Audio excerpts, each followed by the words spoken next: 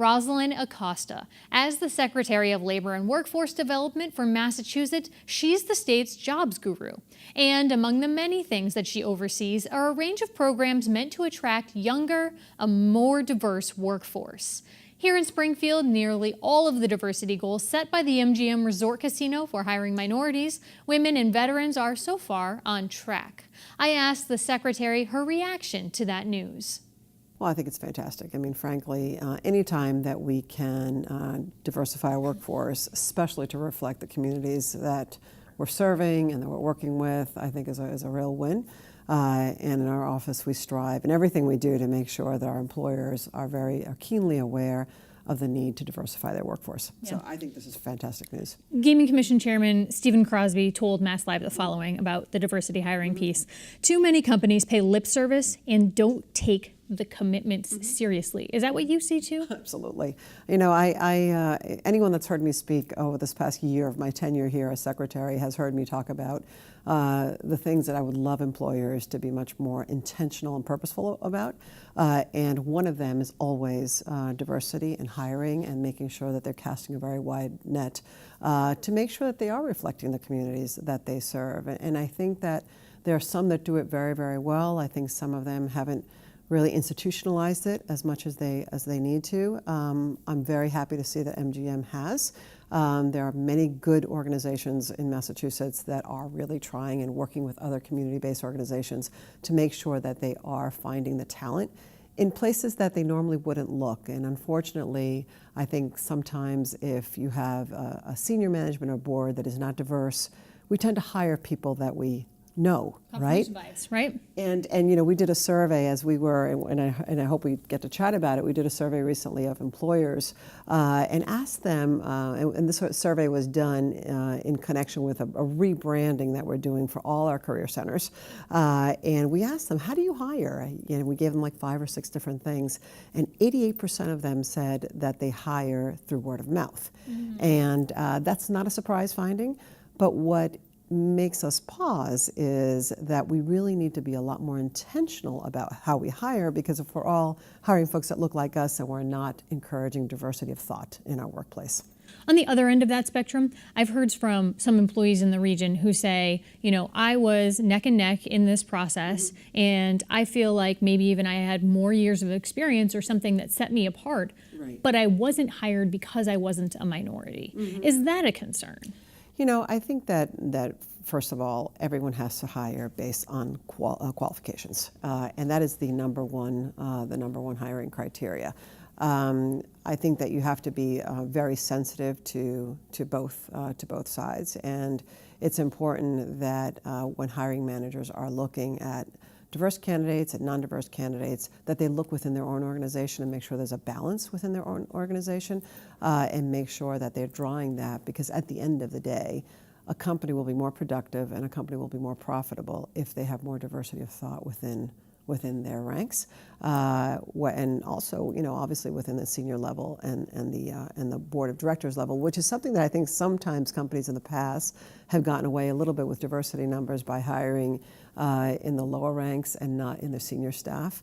So, which is important, right? You need that management. Mm-hmm. If you want more women, you need to have a woman mm-hmm. somewhere in the ranks so you can possibly see, oh, that's a place I could aspire to, right? That's just sort of human thinking. Exactly, and I think for retention purposes, it's critically important. And I think some of the anecdotes I've heard certainly is, you know, we hire folks and then they leave. Well, you know, if you're not seeing that, if you're not seeing a path, if you're not seeing a mentor, if you're not seeing someone that looks like you in senior positions, you may not think this is the place for you. And I do find that younger folks right now, millennials, are really looking for values in the corporation. They're looking for a company that is concerned about the environment. They're looking for a company that is concerned about diversity and concerned about things that are more qualitative. I think that in my generation, where it was just like survival and you had to go in and work as hard as you can. Get that pension. Yep, you just go and work. But I see it in my kids. I have 5 kids and 3 are millennials,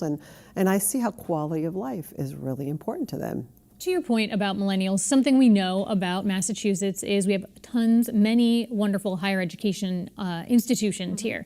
But we also know that the state has a hard time keeping those millennials here in the state. You've been on the job just over a year. What are you seeing around that, ways that we might keep those millennials here in the state instead of losing them to elsewhere? Yeah, that's a great point, and I think housing is critical. Housing and transportation are both things that millennials will look at. If they can't afford to stay here, they may not stay here. So I think housing is critical. We have to get that puzzle figured out, and the governor certainly is working very hard to make sure. The housing bill did stall in this session, but the governor is very focused on making sure that we have affordable housing so that we can retain our talent and retain our young folks. With that said, Massachusetts is a pretty attractive state right now in the country. Bloomberg came out with a study recently, a report recently that we're tied with Colorado as number one in terms of healthiest and desirable states in the country. We have the best health care, the best education system, and we certainly are attracting companies and people. Our unemployment rate is very low. We've gained 100,000 jobs since last year.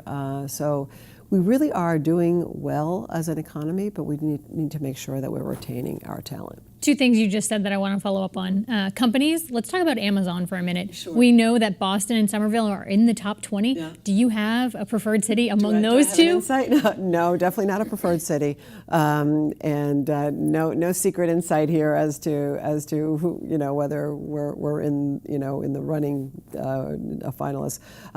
But I think Amazon's already here. I mean, Amazon is already here. They've already expanded. We have thousands of jobs already with Amazon in Massachusetts, between Fall River and Boston. So Amazon has a pretty big commitment to our state, and if they wanted to come with more, we'd be open-armed and welcome them. But Amazon's been a good employer here in Massachusetts so far. The other piece that you mentioned, unemployment rate. Mm-hmm. Massachusetts, it's a good-looking number, 3.5%. Yes. However, when you look deeper at those numbers here in Western Massachusetts, especially in Berkshire County and in Hampden County, Hampden County, you're talking 5.2%, in Berkshire County, 5.1%. Right. How do we move the needle? We know there's a long history there, be it large companies or factories, but those numbers are still much higher than the statewide average. Yeah, and that's really an important point that you point out, because when we do say 3.5%, strong, stable economy, and I always point out that we really have to look regionally, and we also have to look within ethnic groups to see how that really plays out. And you're right, here in Hampden County, it's a lot higher at 5.2%, and among Blacks and Latinos, the numbers are over 6%. So we can't get complacent over the average, because average, that means there's some higher, there's some lower. So Hampden County has done a great job in working through the Hampden County Board and Career Point.